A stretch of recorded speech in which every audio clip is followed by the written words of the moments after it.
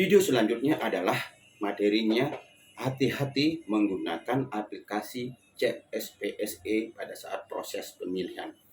Ya, kenapa saya mengatakan begini teman-teman semua? Ya, banyak sekali fenomena yang terjadi di beberapa teman kita di pokja pemilihan dengan hanya melihat informasi dalam CSPSE, yang dimana CSPSE ini bisa menginformasikan keseluruhan paket-paket yang sudah dimenangkan oleh peserta di tahun anggaran, yang tentunya yang dicari adalah tahun anggaran yang berjalan. Nah, kenapa di tahun anggaran berjalan? Karena akan menghitung yang namanya sisa kemampuan paket.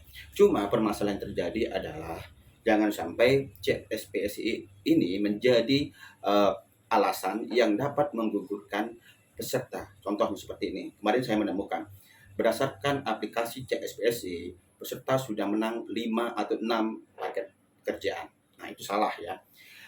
CSPSE adalah aplikasi yang tentunya membantu pokja pemilihan di dalam proses pemilihan. Dapat saja ya teman-teman menggunakan CSPSE, namun pastikan dulu ya bahwasannya tanggal dan kapan diumumkan pemenangnya.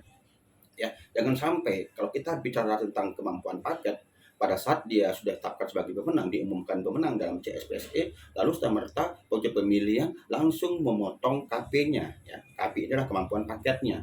Itu salah besar. Ya, karena apa?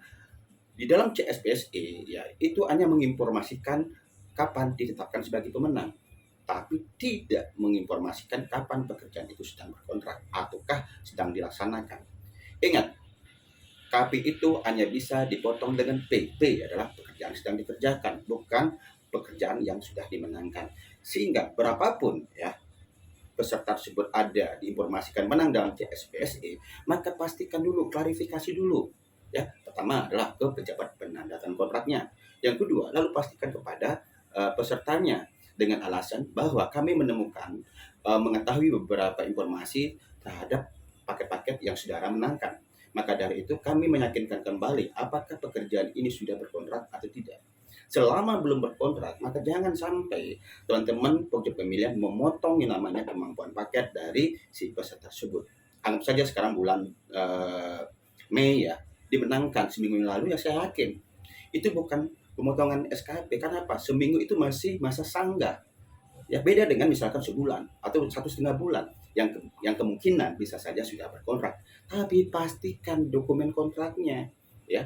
Jangan sampai kita menggugurkan peserta karena ada informasi lebih dari 5 paket yang sudah dimenangkan, itu salah ya. Nah, ini yang saya sampaikan ya. Aplikasi CSPSI ini bagus, tetapi bukan regulasi yang apalagi dijadikan alasan gugur dalam SPSI. Jadi yang disampaikan di sini adalah ada beberapa hal. Satu, hati-hati menggunakan CPSE, ya bukan sebuah aplikasi yang memang ya dijadikan payung oleh pokja, tapi sebagai aplikator yang memberikan informasi saja. Yang kedua, pastikan ya ketika teman-teman menemukan ada beberapa paket pekerjaan sedang dimenangkan tersebut, pastikan sudah berkontrak, baru kita bicara tentang kemampuan paketnya.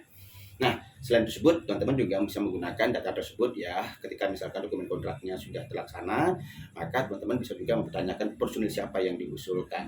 Karena ada ketentuan apabila misalkan teman-teman memiliki paket sekarang, ternyata personil tersebut sudah diusulkan dalam paket tersebut dan sudah berkontrak, maka pastikan dulu apakah pada saat penetapan pemenang yang akan ditenderkan ini, personil tersebut sudah tidak terikat lagi pada kontrak tersebut ya. Salam pengadaan.